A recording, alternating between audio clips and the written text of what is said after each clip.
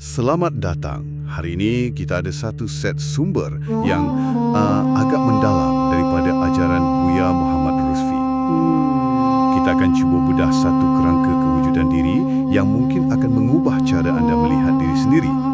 Sumber-sumber ni dia macam bentangkan satu peta. Betul, peta diri. Ya, peta yang hubungkan tubuh, hati, nyawa sampailah ke rahsia paling dalam kita. Terus kepada hakikat ketuhanan. Misi kita hari ini, kita nak terus ke peta ni dan faham macam mana ia boleh bawa kepada ketenangan jiwa yang sejati. InsyaAllah. Pernah tak anda terfikir, macam mana kalau setiap aspek diri kita, dari cara kita berjalan sampailah ke bisikan hati, sebenarnya hanyalah cerminan dari satu realiti yang jauh lebih agung. Satu persoalan yang besar tu. Kan? Baik, mari kita rungkaikan perkara ini. Okey, untuk mulakan, sumber kita ni sajikan satu kisah yang agak provokatif. Ada seorang abid, seorang ahli ibadah yang sangat wara. Ya. Tapi di hujung hayatnya, dia dihumban ke neraka. Ini kedengaran sangat tak adil dan mengejutkan. Apa sebenarnya yang berlaku kat sini? Kisah tu sengaja diletak kat permulaan. Sebab ia kunci kepada semua perbincangan ni. Kegagalan si Abid tu, dia bukan sebab amalan dia tak cukup. Bukan Bukan. Sumber kita sebut, sejadah dia yang dibuat dari batu pun sampai berlekuk sebab lama sangat dia sujud. Isu utamanya ialah sesuatu yang jauh lebih halus. Apa dia tu? Yang dinamakan syirik khafi. Syirik yang tersembunyi. Dari luar, dia nampak sempurna. Tapi dalam hati dia sedang berselingkuh. Tunggu sekejap. Berselingkuh? Itu perkataan yang sangat berat tu. Maksudnya dia solat, dia puasa, dia berzikir, tapi pada masa yang sama, dia curang pada Tuhan. Macam mana tu? Sumber kita guna satu analogi yang sangat tajam. Bayangkan seorang isteri, suami dia penuhi segala-galanya. Duit, rumah, kemewahan. Isteri tu pun patuh pada semua aturan suami. Okey. Tapi satu hari, dia dapat tahu suami dia ada hubungan dengan perempuan lain. Mesti dia rasa dikhianati dan marah kan? Tentu sekali. Macam itulah perumpamaannya dengan Tuhan. Si Abid ni walaupun dia taat, hati dia masih mendua. Dia secara halus mengakui adanya satu lagi kuasa, satu lagi kehendak, satu lagi kewujudan selain Allah. Iaitu diri dia sendiri. Dia merasakan aku yang beribadah, aku yang taat, aku yang hebat. Kat situlah letaknya pengkhianatan atau perselingkuhan tu. Malah dia. Tapi dia terperangkap dalam ego sendiri tanpa sedar. Dia rasa aku yang hebat beribadah. Dan itulah perselingkuhan yang dimaksudkan. Dia masih nampak diri dia tu satu entiti yang terpisah dari Tuhan. Tepat sekali. Ego itulah kekasih gelap dia. Ini beza sangat dengan kisah Nasuha, seorang pendosa tegar yang sumber kita sebut telah bunuh 100 orang. Oh, yang tu. Amalannya tak ada, dosa menggunung. Tapi bila dia bertaubat, hati dia betul-betul esa.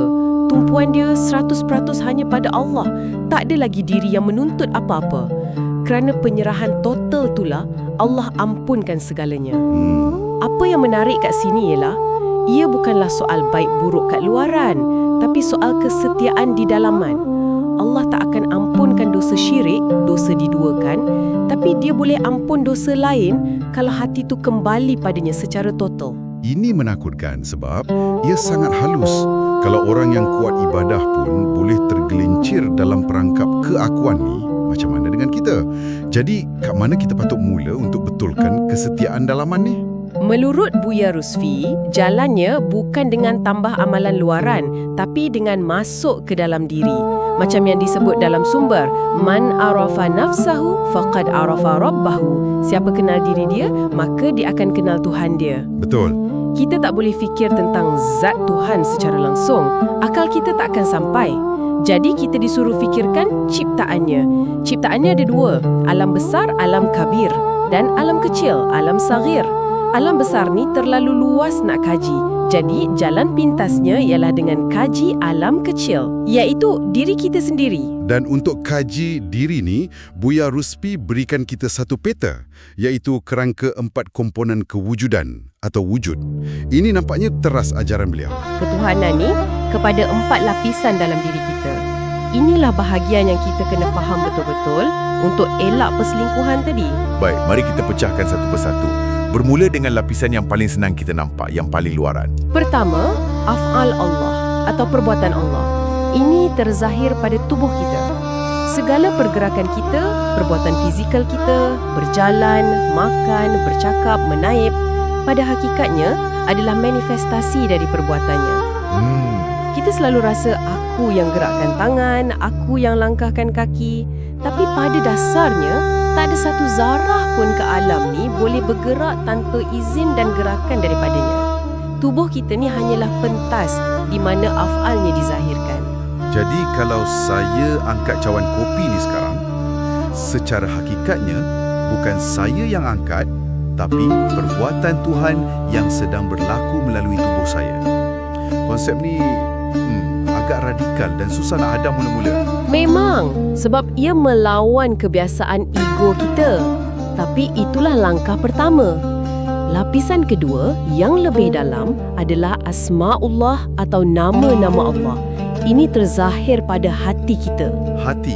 Hati kat sini bukan organ fizikal, tapi pusat kesedaran, pemahaman dan perasaan. Kat sinilah kita kenal, kita rasa, kita beza konsep baik dan buruk, cinta dan benci. Ia tempat terzahirnya nama-nama macam Al-Alim, Maha Mengetahui, Ar-Rahman, Maha Pengasih. Semua ni kita faham dan rasa melalui hati. Ini menarik. Jadi bila saya rasa kasihan pada seseorang itu, kan cerminan nama Tuhan Ar-Rahim, rasa tu sendiri sedang berlaku di lapisan hati ini sebelum saya bertindak dengan tubuh saya untuk tolong orang tu. Tepat sekali. Anda dah mula nampak hubungannya. Perasaan tu manifestasi asma, tindakan yang menyusul tu manifestasi af'al. Sekarang kita pergi lebih dalam lagi. Okey. Ketiga, sifat Allah. Sifat-sifat Allah. Ini terzahir pada nyawa kita. Nyawa inilah punca kehidupan. Sifat-sifat agung macam hayat, hidup, samak, mendengar, basar, melihat dan kudrat berkuasa bukanlah milik kita secara mutlak. Bukan milik kita. Ya, kita boleh hidup, mendengar, melihat dan berkuasa sebab sifat-sifat Allah tu sedang berfungsi melalui diri kita. Maksudnya, bila kita kata saya hidup, itu satu bentuk dakwaan yang salah lah dari sudut pandang ni. Kita sepatutnya sedar yang kita ni sedang dihidupkan oleh sifat hayatnya. Itulah kesedarannya. Kita bukan pemilik kehidupan, kita adalah tempat dizahirkannya kehidupan. Dan akhirnya yang paling teras dan paling misteri, keempat, zat Allah. Zat. Akhir pada rahsia kita. Inilah inti terdalam diri kita yang akal tak boleh gambarkan. Ia adalah titik penghubung kita yang paling langsung dengan zat ilahi yang tersembunyi. Sebagaimana zat Allah itu satu rahsia yang tak terjangkau, macam tu jugalah hakikat diri kita yang paling dalam adalah sebuah rahsia. Jadi, tubuh, hati, nyawa dan rahsia. Saya cuba bayangkan ini. Macam sebuah komputer. Boleh tak? Cuba terangkan. Tubuh af'al adalah perkakasannya, bahagian fizikal yang bergerak. Hati asma pula, perisiannya yang proses data, bagi nama pada fail, jalankan fungsi. Nyawa sifat tu pula tenaga elektrik yang hidupkan semua sistem. Tanpa elektrik, perkakasan dan perisian tak guna. Menarik. Teruskan. Manakala punca asal tenaga itu sendiri adalah rahsia, zat, sesuatu yang misteri dari luar komputer tu, tapi jadi sebab segalanya berfungsi. Analogi tu sangat membantu untuk faham strukturnya. Tapi ia ada hadnya juga kan? Komputer tu pasif, ia hanya terima arahan. Manusia pula ada kehendak, ada pilihan. Betul. Macam mana kehendak kita ni masuk dalam kerangka di mana semua perbuatan adalah af'al Tuhan? Kat sinilah letak ujiannya. Kehendak kita yang mengaku-ngaku itulah punca perselingkuhan tadi. Pilihan kita adalah sama ada nak selaraskan kehendak kita dengan kehendaknya atau kita lawan dengan kehendak aku kita sendiri. Jadi, apa maknanya semua ni dalam kehidupan seharian kita? Macam mana kita nak guna peta ni untuk elak perselingkuhan tersembunyi yang kita bincangkan tadi? Secara teorinya saya faham, tapi praktikalnya macam mana? Kuncinya adalah dengan sentiasa berlatih untuk berhenti mengaku. Inilah punca syirik yang dibincangkan tadi. Kita melihat, lepas tu kita mengaku, ini penglihatanku. Kita berkuasa, lepas tu kita mengaku, ini kuasaku.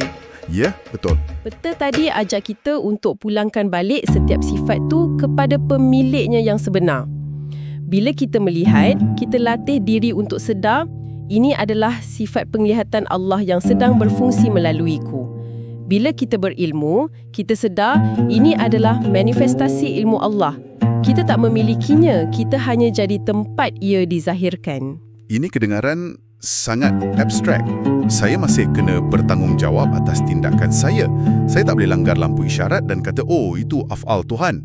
Di mana garisnya antara penyerahan dan tanggungjawab? Soalan yang sangat penting. Kerangka ni bukan untuk lari dari tanggungjawab syariat. Tanggungjawab tetap tanggungjawab.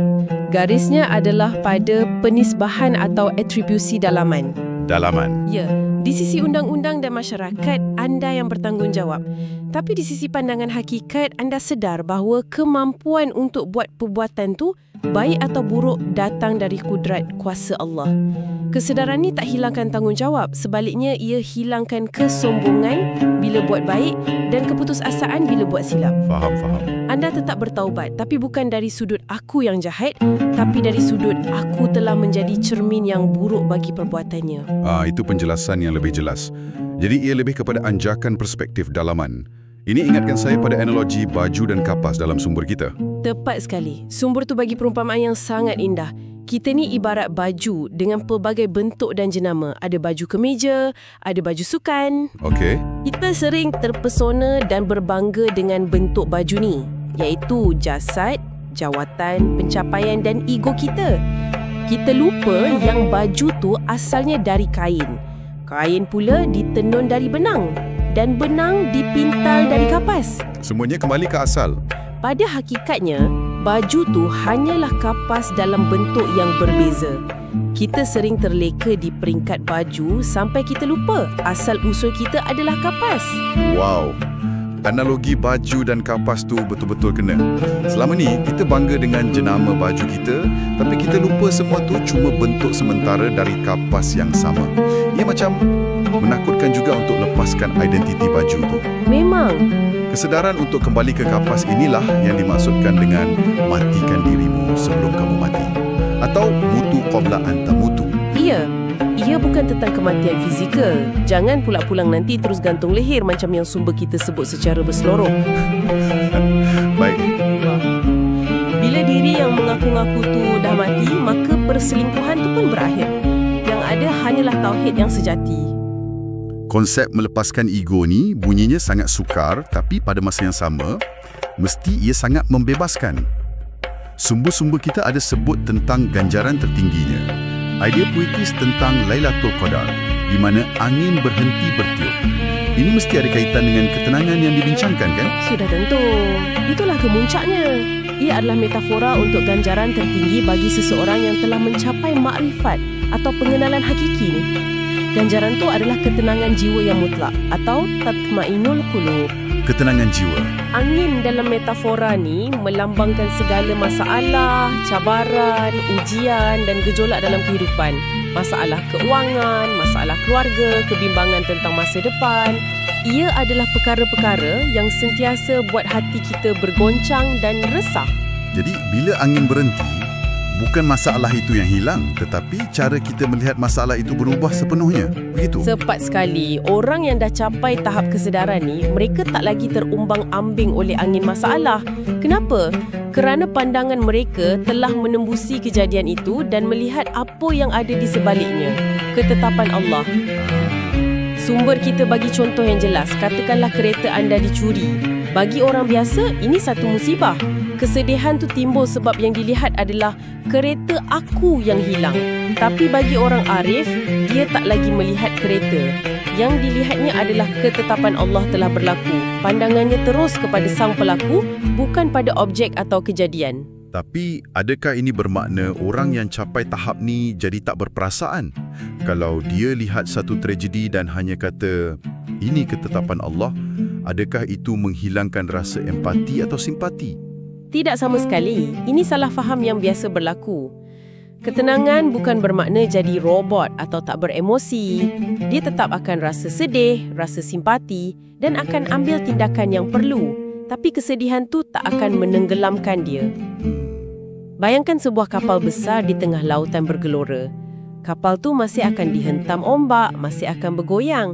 Tapi sebab ia ada sauh yang kuat tercacat di dasar lautan, ia tak akan hanyut atau karam. Okey, faham? Hatinya tetap merasakan ombak emosi, tapi sauh kesedarannya tentang hakikat ketuhanan tu menjadikannya tetap stabil. Itulah ketenangan yang sebenar. Sauh kesedaran. Saya suka istilah itu. Jadi sama ada dapat projek besar atau kehilangan kerja, hatinya tetap stabil. Sebab yang dilihat bukanlah untung rugi tu, tapi ketetapan Allah yang jadi dasar kepada semua peristiwa. Betul. Inilah makna sebenar ayat yang dipetik dalam sumber. Ala bizikrillahi tatma'innul qulub. Ketahuilah, dengan mengingati Allah, hati akan menjadi tenang. Ya, mengingati Allah atau zikir di sini bukan sekadar sebut namanya berulang kali. Zikir yang paling tinggi adalah sentiasa ingat atau sedar akan hakikat ni dalam setiap detik. Kesedaran bahawa segala gerak, sifat dan kewujudan kita datang daripadanya dan kembali kepadanya. Itulah zikir hakiki dan itulah punca ketenangan yang abadi. Mari kita simpulkan perjalanan kita hari ini. Kita bermula dengan kisah Abid yang tunjukkan betapa pentingnya mengenal Tuhan, bukan sekadar beramal. Kemudian kita dapati jalan kenal dia adalah melalui pengenalan diri. Yang sejati, di mana kita sedar kita hanyalah cerminannya. Betul. Dan ganjaran utamanya bukanlah sesuatu di akhirat, tetapi ketenangan jiwa yang kukuh macam sauh di dunia ini lagi. Pada akhirnya, seluruh kerangka dan perjalanan ni sebenarnya adalah satu proses untuk mengingati kembali. Suba kita ada sebut, setiap roh manusia sebelum dilahirkan ke dunia telah bersaksi di alam azali bahawa Allah adalah Tuhannya. Kita semua pernah berjanji. Betul. Tapi bila kita masuk ke alam baju ni, kita lupa akan janji tu. Peta 4 lapisan yang kita bincangkan ni adalah alat untuk kita kikis lapisan-lapisan lupa tu dan kembali kepada kesaksian asal kita. Jadi, soalan terakhir untuk anda renungkan, bukan untuk dijawab sekarang, tapi untuk dibawa bersama. Okey. Di antara 4 lapisan diri anda, tubuh, hati, nyawa atau rahsia, yang manakah sedang bersuara paling kuat pada saat ini? Dan apakah yang ia katakan tentang janji yang mungkin anda perlu ingat di semula?